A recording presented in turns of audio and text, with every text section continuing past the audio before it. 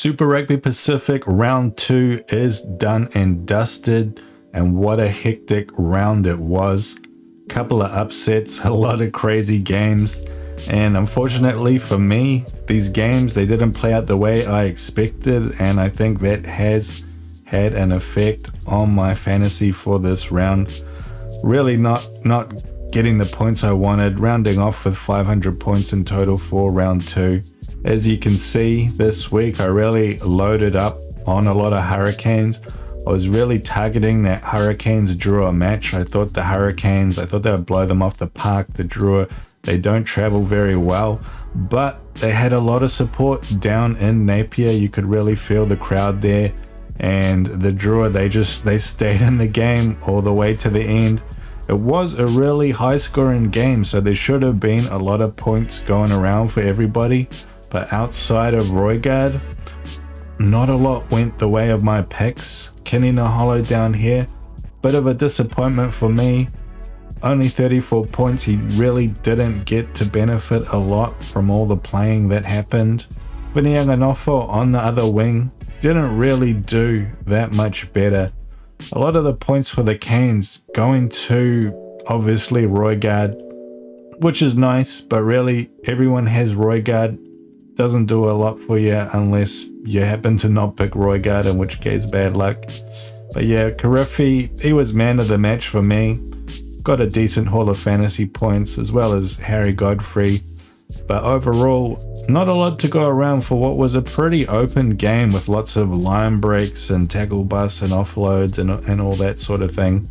The other matchup I was targeting as well, it was the Reds versus the Pacifica. Reds, they did end up sort of blowing the Pacifica away. Pacifica still scored 36 points while they were at it, which I did not expect, so good on them. But yeah, this double Reds midfield for me, Paisami and Fluke, that's probably the biggest disappointment for me this week. That's really just not a lot of points for a team that was able to put on 50 points in the scoreboard. Like, this midfield really just did not get to benefit from that in the fantasy stakes. And I mean, Paisami, he did end up getting carded, probably lucky not to get red carded. I mean, he came back on and knocked another guy out with a head clash, but luckily for me, they didn't check it, and he didn't get a card upgraded to a red for 2 yellows. But yeah, just a total bust in the midfield here. Really not happy to not be able to get points from that. Still though, the Reds that did benefit, Dalgunu on the left wing, I mean, that's really something to note. If the Reds are in a matchup where you think they're going to run away with it, seriously look at Dalgunu. He's probably going to be the guy you want to pick. This guy, I knew he was good. I mentioned him in my round 2 preview. Obviously the Reds didn't play in round 1. I knew he was a live option for round 2. And yeah, you can see he got 71 points in total. Only one try in there, a huge amount of tackles, couple of turnovers, line breaks, assists. Like, this guy, he's a really good player. He was a stats machine last year as well. He's just great on both sides of the ball.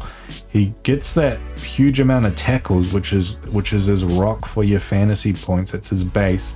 But on top of that, he's just busy with ball in hand. He gets around. He's Johnny on the spot. So a really strong pick for the loose forward slots going forward. Definitely keep your eye on that guy.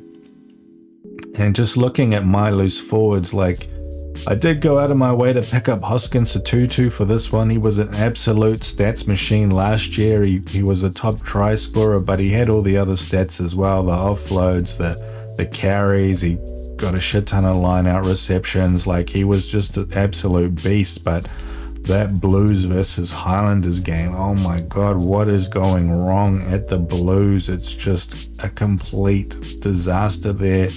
And yeah, it just shows in fantasy as well. Like, the points are just abysmal outside of Riccatelli. Like, it's just, yeah, I'm really dicey on picking Blues players going forward. I mean, I was really bullish on them for this season for fantasy, but now, yeah, that's really shaken my confidence. I don't know what to think about that going forward. I picked up Mark Talia as well, expecting the Blues to go well against the Highlanders this game, but yeah, it was a disaster.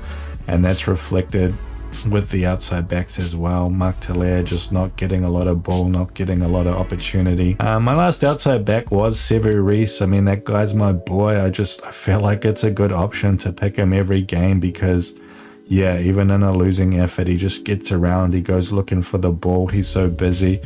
Only 33 points this game. I mean, could be worse, could be Mark Taylor, but yeah, a little bit disappointing. Like with the outside backs, you really do want to be getting those guys who are like 50 plus, getting those big scores. But yeah, I mean, I expected that Crusaders Chiefs game to be a little bit closer. I expected the Chiefs to win, but I didn't expect them to just blow them off the park in that second half. Like the Crusaders, they just got nothing in that second half. They got destroyed. And yeah, maybe that's reflected in Reece's score there as well. Not so much though for Antonio Chalfoun. I mean, he's one of my bright spots this week. Top scoring lock, 59 points, which is a huge haul for a lock. I did not expect that.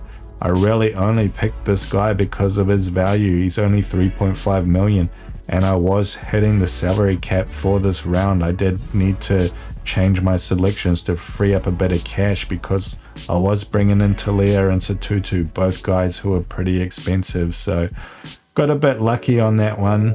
Nick Frost, the other lock, not a lot going on there, but again, like we've talked about this in my previous videos, a lock is just not a strong position for getting points. Even Cullen Grace, the back row and the locks, it really just doesn't help that much. If I had the money, Tupova'i, he would have been my pick for round 2, but even he, you know, only 29 points, so not too much to be upset about here. I mean, I can't complain. I had Chalfoun, so I'm happy with that.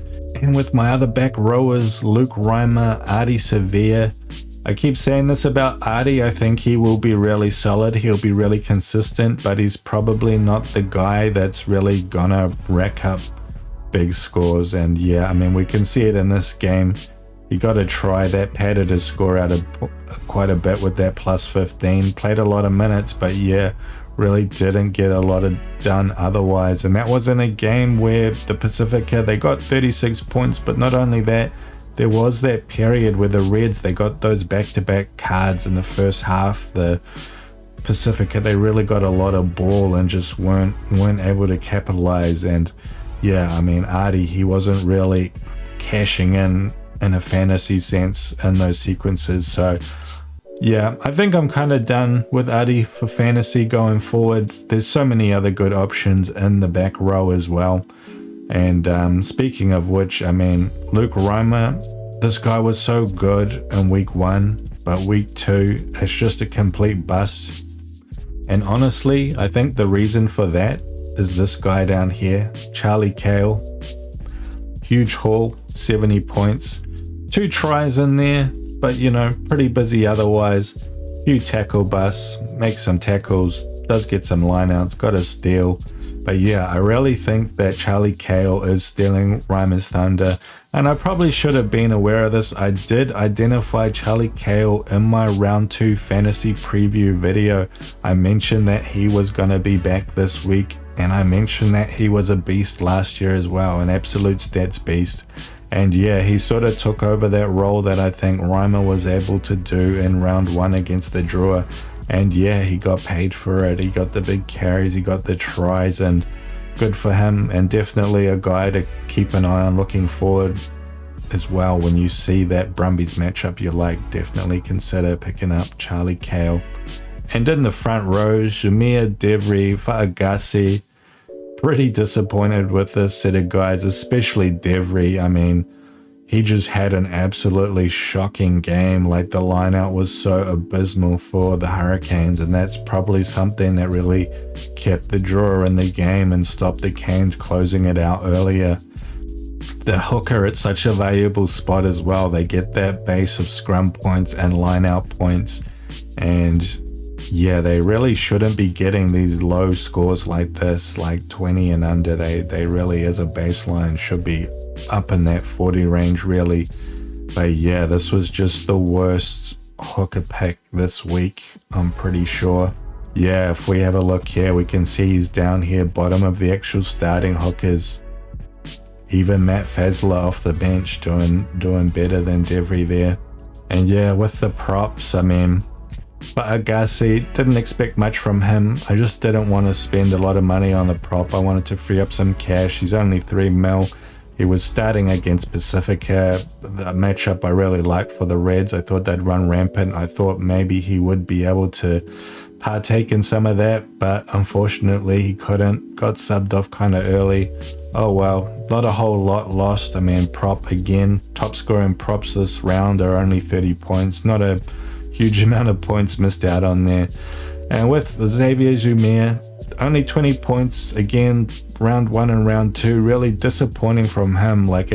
He is one of those props who carries a lot, who gets tackle busts, who makes meters. He should be good for more points than the other props, but it's just not happening this year. And maybe that is because the Hurricanes, they do seem a bit weaker this year than they were last year. So yeah, not sure if I'm going to stick with Numia going forward, but we'll see. And outside of my team, just looking at the top scorers in general, I mean, number 1 this week was the big man Quinn Tupaia in his 50th game, coming off the bench, getting 2 tries, getting all these line breaks, assists, try assists. What a absolute huge effort.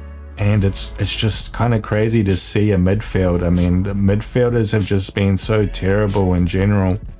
And yeah, to see Quinn Tupaia rack up that amount of points, I mean, it shows there's hope. There's hope for some of these midfield selections. But yeah, you can see here very quickly they sort of drop down to that sort of below 30 area once you get out of that sort of top four midfielders. So still quite a disappointing position overall for fantasy. But otherwise, yeah, that huge round for Roygaard. Again, he was so good in that game, just in a rugby sense. But we can see for fantasy, he's really developing into a guy that looks like he's just going to be super consistent and good for points. He only had 1 try this week. His score is not padded out. This try assist stat, he really was. He was just involved with so many of those tries. He was a key guy. So yeah, he's absolutely one again to consider making your captain. I made D-Mac captain this week after regretting not making him captain last week. This week didn't do as well. I mean, 48 points though, that's pretty solid. It could be a lot worse with your captain. I mean, another guy I was thinking of was Kenny Naholo, just thinking that the Hurricanes, they would be scoring tries in that game and the Wings would be benefiting. But yeah, I mean, that really would have been quite disastrous to captain him this week. So definitely could have been a lot worse. But just getting back to the top round scorers as well, another one I want to make a special mention of is Willie Havili. I mean, this guy, he's had 2 rounds in a row where he hasn't actually scored any tries, but has got really good points regardless. I mean, look at this, this try assist stat. He's always that last guy to pass the ball to Taumoa Falau, and it's the same in round 1 as well, just a huge try assist stat.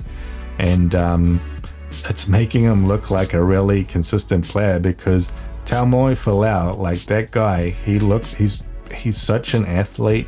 He looks like the sort of guy who is just going to be able to score every week because he's just that good. Even though the Moana Pacifica, they're not going to be as good as the other teams. They're not going to win that often. They're not going to score as many tries as the other team.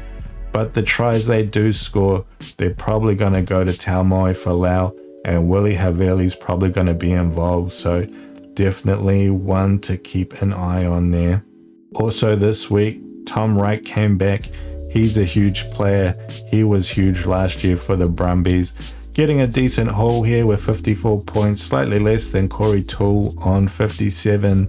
Thought Tom Wright might go better this week, but I also thought the Brumbies, I didn't think they would lose to the Force. But it was a really high scoring game as well. And if you look at Tom Wright, his score is not padded by tries at all, but he does have those assists, both try assists and line break assists. And that's the sort of guy that he is. He's that guy that's there where things are being created. and that's definitely worth something in fantasy. So still a player to consider when you think the matchup looks good for the Brumbies. Corey O'Toole, I mean, again, he's one of those guys who's benefiting from those assists.